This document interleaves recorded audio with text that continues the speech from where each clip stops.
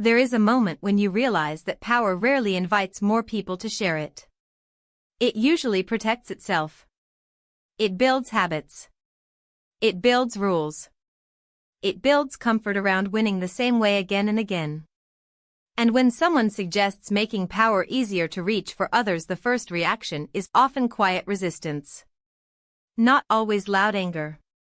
Sometimes it is delay. Sometimes confusion. Sometimes polite concern. This is the background feeling behind many systems we live inside today. At the same time, we are surrounded by new things. New machines. New tools. New ways of doing old tasks. Robots move through streets. Cars drive themselves.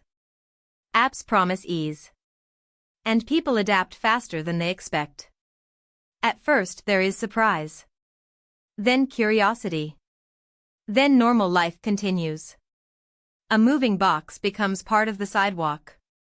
A driverless car becomes just another ride. We are very good at adapting. This matters more than it seems. Because fear often lives before experience.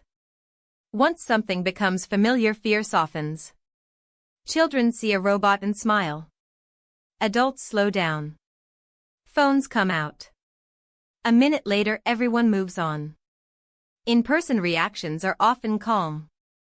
Online reactions are often sharp. This difference tells us something important.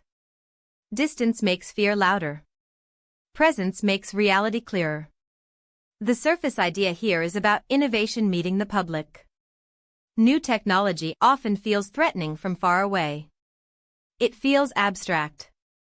It feels like a story about loss. Loss of jobs.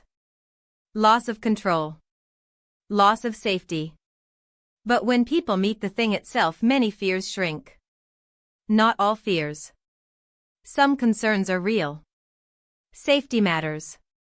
Fairness matters. Work matters. But the story changes when imagination is replaced by experience. This pattern repeats. Again and again. The hidden assumption beneath many arguments is that people cannot adapt or cannot be trusted. That they will react badly. That they will behave in the worst way.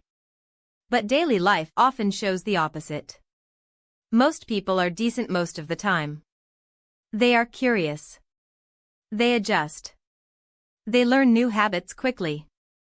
We underestimate this. And when we underestimate people, we build systems that lock them out. Another structural pattern appears when we look at rules.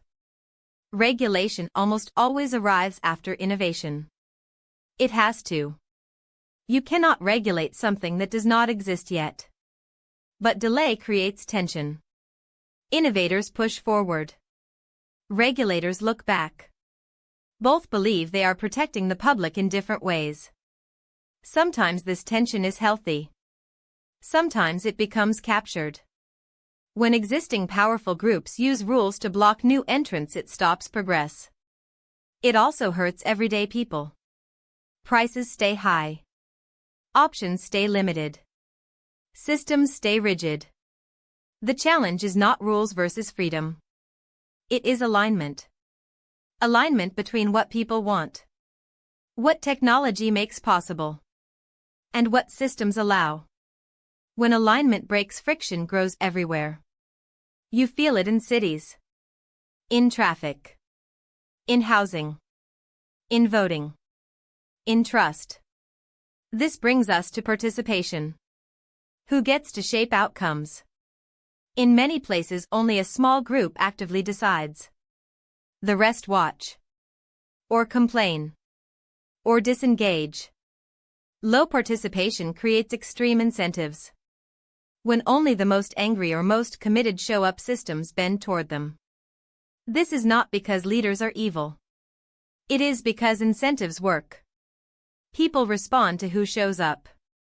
When more people participate, outcomes tend to move toward the middle. Toward balance. Toward practical choices. Making participation easier changes the entire structure. This is why expanding access feels threatening to those who already know how to win. It changes the game. It adds new voices. It weakens old shortcuts. But it also creates stability. When more people are involved, trust grows. Systems feel less distant. Decisions feel less random. Reframing this helps us see technology differently. Technology is not just about speed or comfort. It is about shifting who can take part. When tools lower friction, they invite more people in. This applies to voting, to learning, to healthcare, to movement through cities. When things move to places people already are, participation rises. Phones are one example. They are already in pockets. Already understood. Already checked daily. Using them wisely can expand access quickly. But access alone is not enough. Trust matters. Transparency matters. This is why openness matters. When systems can be inspected, confidence grows. People feel ownership. They feel less manipulated. Daily life shows how incentives shape behavior. You click what scares you. You share what shocks you. Platforms notice. They push more of it. Over time you start believing the world is worse than it is. You see the loudest voices. The angriest reactions. The rare extremes. You forget the quiet majority. This distorts perception. It also affects policy. Fear spreads faster than calm. Negativity travels better than nuance. Without correction, systems lean into this bias. This is not because people are bad. It is because attention follows threat. Knowing this lets us pause. We can choose to design systems that slow this loop. That reward participation, not outrage. That invite broad input, not narrow pressure. This is hard work. It is slower than posting. Slower than reacting. It requires patience. Testing. Failure. Revision. But over time it changes outcomes. When more people feel heard, polarization softens. When incentives shift, behavior follows. This applies beyond politics. In education, when tools adapt to learners, more people succeed. In health, when systems scan more possibilities, cures appear.